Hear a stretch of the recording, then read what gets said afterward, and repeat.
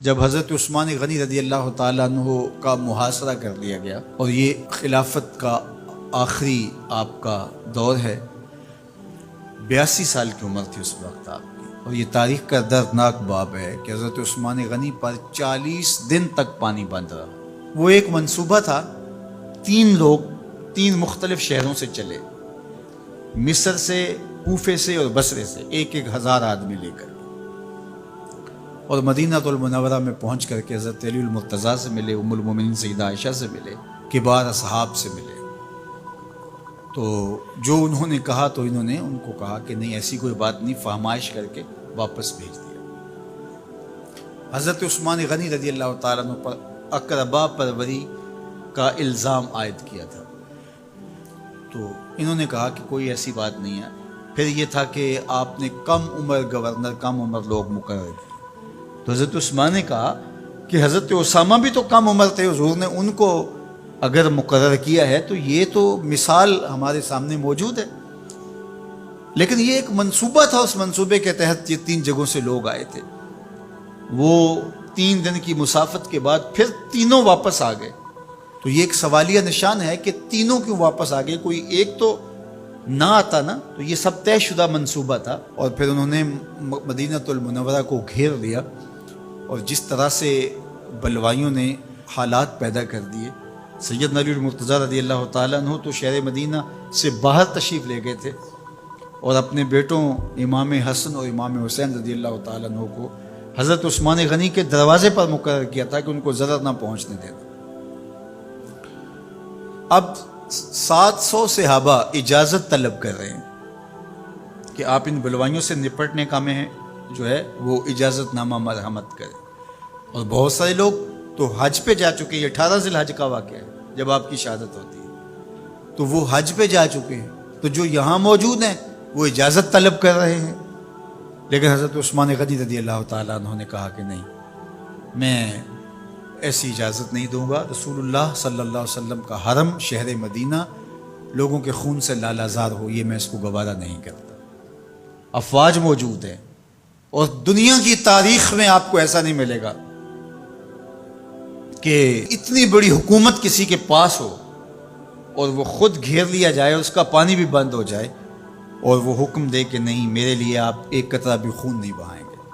بلکہ آپ کے غلاموں نے جب تلواریں اٹھا لی تو آپ نے فرمایا کہ میرا حکم ہے کہ تم تلواریں نیچے رکھو، بلکہ میں تمہیں یہ آفر دیتا ہوں کہ جو غلام لڑے گا نہیں اور یہ میرے سے عہد کرتا ہے وہ آزاد ہے۔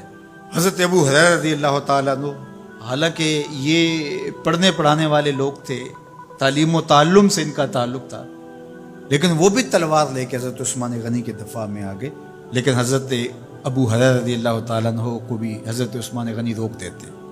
مالک بن اشتر کہنے لگا کہ ہم آپ کی دستبرداری کے خواہاں ہیں، آپ خلافت سے دستبرداری اختیار کر لیجیے۔ تو حضور علیہ الصلوۃ والسلام کے اس جانثار صحابی نے، حضرت عثمان غنی نے فرمایا یہ نہیں ہو سکتا۔ دستبردار کیوں نہیں ہوئے؟ لگتا تھا یہ سب سے زیادہ آسان تھا، لیکن حضور نے ارشاد فرمایا تھا، اے عثمان، تمہیں اللہ ایک قمیض پہنائے گا، لوگ اس کو اتارنا چاہیں گے، تم کبھی نہ اتارنا۔ تو اس سے مراد خلافت کی قمیض ہے، اور ان کی شہادت کی خبر بھی اللہ کے محبوب علیہ السلام نے دی تھی، اور اگر آپ دستبردار ہو جاتے تو یہ ایک کھلونا بن جاتا، بازیچہ بن جاتی خلافت۔ چند آدمیوں کے پریشر سے خلافت سے دستبرداری کرنا پڑتی۔ اچھا، ایک یہ سوال بھی پیدا ہوتا ہے، چند باغی تھے، ان کو کس طرح کچل دیا جاتا؟ لیکن حضرت عثمان غنی یہ نہیں چاہتے تھے۔ ایک تو یہ کہ مدینے کی حرمت پامال نہ ہو، اور دوسرا پورے عالم اسلام کو آگ لگانے کا جو منصوبہ تھا، 3 مختلف شہروں سے 1,000 آدمی لایا گیا ایک منصوبے کے تحت، اور انہیں لاشیں چاہیے تھیں، اور جو ان کے پیچھے کام کر رہے تھے نادیدہ ہاتھ، ان کا منصوبہ یہ تھا کہ یہاں سے مختلف سمتوں میں، یہ تینوں شہر مختلف سمتوں میں تھے، تینوں سمتوں میں جب لاشیں جائیں گی تو پورے عالم اسلام کو ہم جو ہے وہ خانہ جنگی کی آگ میں دھکیل سکیں گے۔ تو حضرت عثمان غنی ان سازشوں سے آگاہ تھے، تو سب سے اہون اور آسان یہ تھا کہ قربانی پیش کر دی جائے، اور پھر انہوں نے سن بھی رکھا تھا کہ 2 شہید ہیں، شہید تو انہوں نے بہرحال ہونا ہے، تو لہٰذا میں خلافت سے دستبردار بھی نہیں ہوں گا، اور شہر مدینہ کی حرمت بھی پامال نہیں ہونے دوں گا۔ اور تیسری بات یہ ہے کہ میں خود مظلوم شہید کر دیا جاؤں، تو آپ نے یہ گوارا کر لیا۔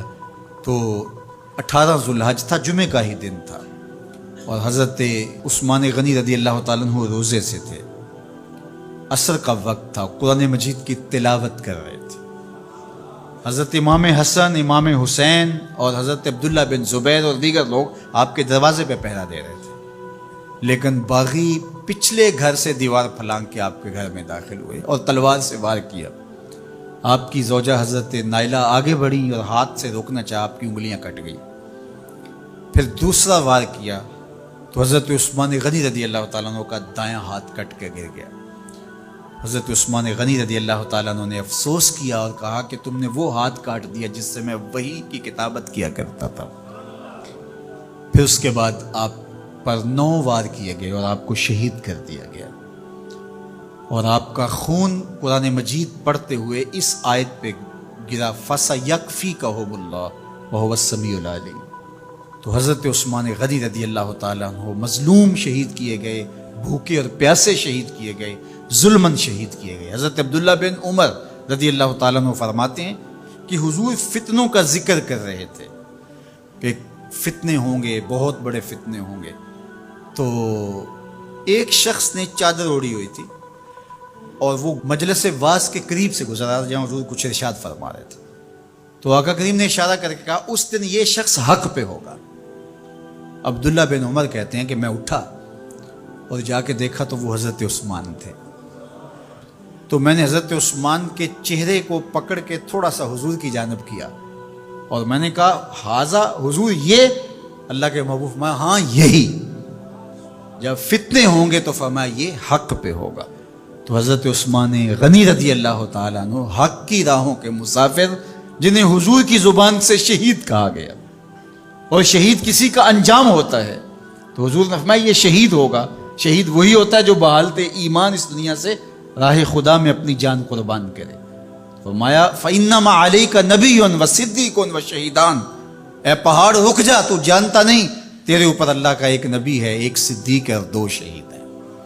تو حضرت عثمان غنی رضی اللہ تعالیٰ عنہ عظمتوں کے مینار، اللہ اکبر۔ تو یہ حضرت عثمان غنی رضی اللہ تعالیٰ عنہ کا یہ کارنامہ تھا کہ آپ نے اپنی جان پیش کر کے امت کو جو ہے وہ فتنوں سے محفوظ کر لیا اور امت کو بچا لیا۔ حضرت عثمان غنی رضی اللہ تعالیٰ عنہ پہ کروڑوں رحمتیں، کروڑوں سلام۔ ہم آپ کی عظمت کو سلام پیش کرتے ہیں، عقیدتوں کا خراج پیش کرتے ہیں۔ حضور کی خدمت میں ایک جنازہ لایا گیا اور حضور سے عرض کی گئی حضور اس شخص کا جنازہ پڑھا دیجئے، تو حضور نے انکار کر دیا، کہا میں جنازہ نہیں پڑھاؤں گا۔ تو صحابہ نے عرض کیا یا رسول اللہ، کبھی ماضی میں ایسا نہیں ہوا، جب بھی کوئی جنازہ لایا جاتا ہے تو آپ جنازہ پڑھا دیتے ہیں اور آپ نے آج انکار کر دیا ہے۔ تو فرمایا یہ شخص میرے عثمان سے بغض رکھتا تھا اور اس کو اللہ نے بھی اپنی رحمتوں سے محروم کر دیا ہے۔ حضور نے اس شخص کا جنازہ نہیں پڑھایا جو مبغض عثمان غنی رضی اللہ تعالی عنہ۔ تو اب آپ اندازہ کیجئے وہ کتنا بدبخت شخص ہے جو حضرت عثمان سے بغض اور دشمنی رکھتا ہے۔ حضرت عثمان غنی رضی اللہ تعالی عنہ سے اللہ کے محبوب علیہ السلام نے کتنی خوبصورت ارشاد فرمائی، میں اس سے حیا کیوں نہ کروں جس سے اللہ کے فرشتے بھی حیا کرتے ہیں۔ یعنی عثمان غنی وہ ہیں جس سے اللہ کے فرشتے بھی حیا کرتے ہیں، اور جو عثمان غنی کا حیا نہیں کرتا اس سے بڑا بے حیا کون ہو سکتا ہے۔ حاکم نے مستدرک کے اندر روایت ذکر کی ہے کہ بہت سارے صحابہ حضور کی بہت ساری خوبیوں کے مظہر تھے، اور سب سے زیادہ حضور کے خلق کے مشابہ حضرت عثمان غنی رضی اللہ تعالیٰ، اور خلق میں سب سے اونچا درجہ حیا کا ہوتا ہے، تو حضرت عثمان غنی رضی اللہ تعالیٰ عنہ حیا کے اس مقام پہ فائز المرام تھے جو انہی کا مقصوم تھا۔ اللہ ہمیں حضور کے اہل بیت، حضور کے اصحاب، بلکہ حضور کے در کی مٹی کی تعظیم بھی نصیب کرے۔ اقبال نے کہا تھا خاک طیبہ از دو عالم خوش ترست، آن خنک شہرے کے آنجا دل برست۔ ہمیں تو طیبہ کی مٹی بھی اچھی لگتی ہے اس لیے کہ وہاں محبوب جو رہتے ہیں، تو محبت تو اس چیز کی متقاضی ہوتی ہے، محبوب کی راہوں کو بھی سلامی پیش کی جائے۔ تو جو حضور علیہ السلام کے ساتھ منسوب اتنی وقی نسبتیں ہیں ان کا احترام کیوں نہیں کریں گے؟ تو حضرت عثمان غنی تو داماد رسول ہیں، حضرت عثمان غنی تو ذو النورین ہیں، حضرت عثمان غنی تو حضور علیہ الصلوۃ والسلام کے محبوب اور حضور علیہ الصلوۃ والسلام کے پیارے ہیں، ان کو جنت کی بشارت دی گئی ہے، عشرہ مبشرہ میں سے ہیں، 4 جلیل القدر خلفاء میں ان کا نام شامل ہے، اور پھر حضور کی 2 صاحبزادیاں ان کے نکاح میں آقا کریم نے ان کو شہید خود قرار دیا، اور میرے اور آپ کے آقا و مولا نے کہا آج کے بعد کوئی عمل عثمان کو نقصان نہیں دے گا، اور کہا عثمان سے میں حیا کیوں نہ کروں، اس سے اللہ کے فرشتے بھی حیا کریں۔